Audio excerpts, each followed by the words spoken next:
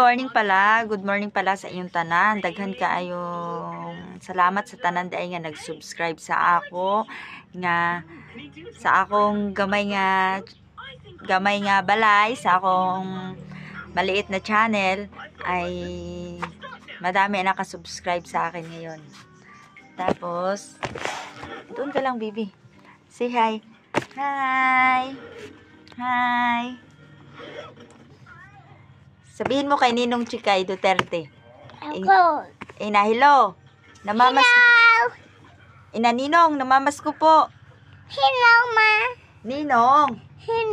Ninong, gibiya. Ako, bababawag. Teka lang, isasabihin ako dito. Maglaro ka muna doon. Maglaro ka muna. Get your toys. Ayan, guys. Umagang-umaga, kakagising ko lang. Tapos, pagtingin ko sa YouTube ko, aba, may mga basher na naman ako. Pagkadami-dami. Ano guys, kanya-kanya naman tayo ng desisyon eh. Yung mag-a-upload ako, dumami nga ang subscriber ko. Dumami nga ang views. Pero, madaming galit sa akin. Dahil ina-upload ko. Pero hindi nyo ba napapansin na ang mga upload ko, hindi ako naninira sa kabilang partido. Nag-upload lang ako pag tungkol kay Sarah, ganun. Tapos inis na inis sila sa akin, galit na galit sila sa akin. Tapos ang dami kong nagiging basher dahil sa upload na yan. Gusto ko lang pong sabihin sa inyo, hindi po ako naninira sa kabilang partido. Dahil sa totoo lang po, nung time po na tumakbo po si Pangulong Bongbong, si BBM, nasa Mindoro po ako nakatira ng time na yun. Tapos yung katiwala po namin doon, kasi doon kami sa Mindoro, may negosyo kami doon. Yung mga katiwala namin, talagang ano talaga sila, hindi kami magkapareho. Ako, BBM at Sara kami. Tapos yung mga nagtrabaho sa amin, may nagtrabaho kasi sa amin eh, na mag-asawa. Tapos ang kanila kasi, ang iba kasi ang sinusuportaan nila. Pero dahil may freedom nga tayo, di sabi ko, kung sinong manalo, yun ang nagwagi, yun lang sabi ko.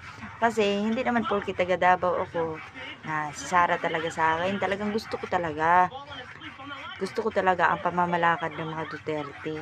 Dahil madaming nagsasabi na kamay na bakal, ganun, kung ano.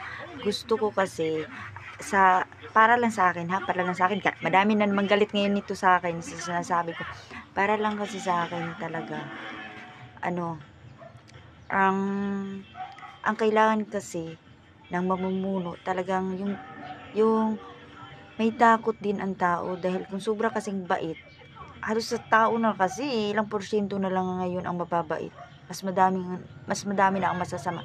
Kaya kinakailangan talaga din ng tao talaga na talagang matapang. Kaya dito ko talaga yung nakikita sa Mindanao, guys. Totoo talaga, guys. Dito ko talaga nakikita yan sa Mindanao.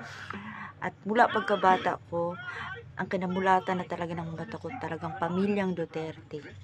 Namatay na lang ang papa ko, guys. Talagang Duterte pa rin talaga. As in, talagang tatak na talaga sa utak, sagad hanggang buto. Talagang ang Duterte ay mahal talaga dito. Kung madami mang hindi nagmamahal sa mga Duterte, tapos hindi sumusuporta, Jesus nyo yun. I-support ninyo kung sino naman ang gusto ninyo. Ito lang naman sa akin na pag-upload ko, hindi naman hindi naman kami tuta, dahil ang dami na kasing nagsasabi na yung mga nag-upload ay mga tuta daw ni Sara, ganun.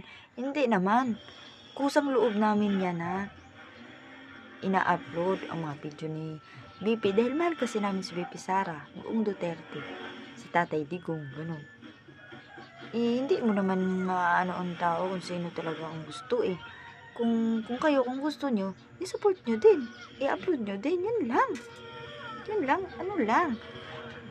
tapos